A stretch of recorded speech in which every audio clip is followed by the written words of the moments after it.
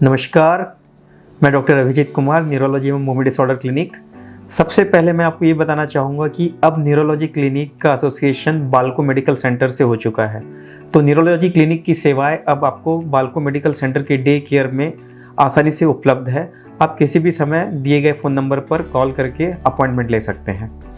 दोस्तों, हम आज बात करेंगे एक ऐसी बीमारी की जिसे कहा जाता था कि ये एक विदेशी बीमारी है। बात हो रही है मल्टीपल स्क्लेरोसिस की। कुछ दशक पहले ये था कि मल्टीपल स्क्लेरोसिस एक विदेशी बीमारी है और गोरों में ज़्यादा पाई जाती है, लेकिन समय के साथ ये देखा गया है कि अब ये बीमारी एशिया और भारत के कई लोगों में पूर्ण रूपेण पाई गई है। अगर बात करें मल्टीपल स्क्लेरोसिस की, तो खासकर यंग लड़के या लड़कियां 20 से 40 उम्र की महिलाओं में ये बीमारी बहुत ज़्यादा पाई जाती है। तो सबसे पहले बात करते हैं मल्टीपल स्क्लेरोसिस होता क्या है।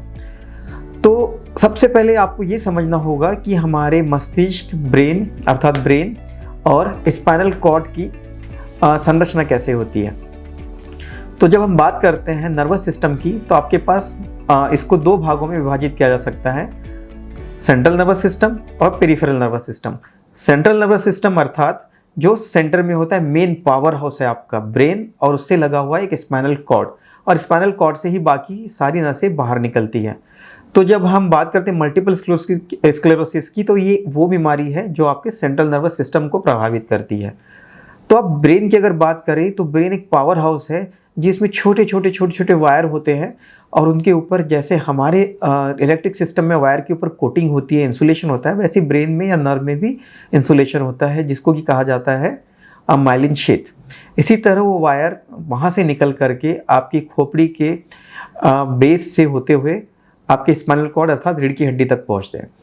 तो जो इंसुलेटेड वायर है अगर या इंसुलेटेड नर्व है, जब भी इंसुलेटेड नर्व अर्थात माइलिन शीथ पे अटैक होता है, तब अलग तरीके के लक्षण निकलते हैं, जिससे कि हम न्यूरोपैथिक लक्षण या मल्टीपल स्क्लेरोसिस की वजह से होने वाले लक्षण कह सकते हैं।